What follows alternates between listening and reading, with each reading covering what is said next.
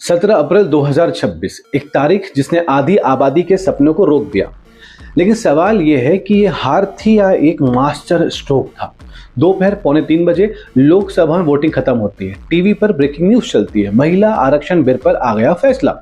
नतीजे आते हैं, 298 वोट समर्थन में पड़ते हैं और 230 वोट विरोध में पड़ते हैं। पहली नजर में तो जीत लगती है, लेकिन असली खेल यहीं पे छुपा हुआ था। संविधान बदलने के लिए चाहिए होते हैं 2/3 बहुमत, यानी कि विशेष बहुमत। मतलब जितने सांसद मौजूद हैं उनका 2/3 बहुमत चाहिए। 528 सांसद थे, उनमें कम से कम 352 वोट चाहिए थे। सरकार को मिले सिर्फ 298, यानी 64 वोट कम, और बिल यहीं पर गिर जाता है।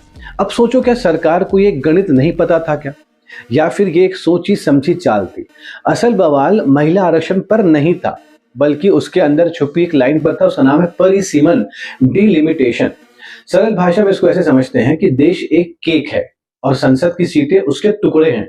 अगर जनसंख्या के हिसाब से नए टुकड़े बटेंगे तो उत्तर भारत को ज्यादा सीटें मिल सकती हैं और दक्षिण भारत को नुकसान हो सकता है।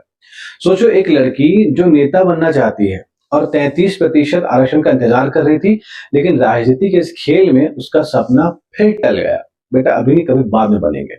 सरकार कह रही है कि विपक्ष ने महिलाओं के हक को रोका है, और विपक्ष कह रहा है कि सरकार ने बिल में परिसीमन का जाल बिछाया था। बट असली गेम आखिर है क्या? अगर बिल पास होता तो पूरा क्रेडिट कौन ले जाता? सरकार ले जाती। और अगर ये बिल गिरा तो विपक्ष क्या बन जाता है? महिला विरोधी बन जाता है। यानी दोनों तरफ जीत का रास्ता, और बीच में फंसी है कौन? नारी शक्ति।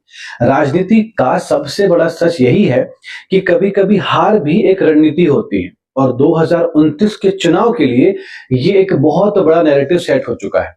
अब सवाल सिर्फ इतना है कि क्या इस खेल में किसी ने सच में महिलाओं के बारे में सोचा था, या सिर्फ मन गढ़ंत कहानियां चल रही थी? तो हम इसे लेसन क्या सीखते हैं कि राजनीति में जीत हार बदलती रहती है, लेकिन अगर जनता जागरूक ना हो तो असली हार उसी की होती है। एक बात याद रखना, in politics nothing happens by accident. If it happens, you can bet it was planned. अब आप बताओ कि ये पूरा का पूरा गेम एक मास्टर स्ट्रोक है या गलती है? आपके कमेंट का इंतजार रहेगा। बहुत बहुत धन्यवाद।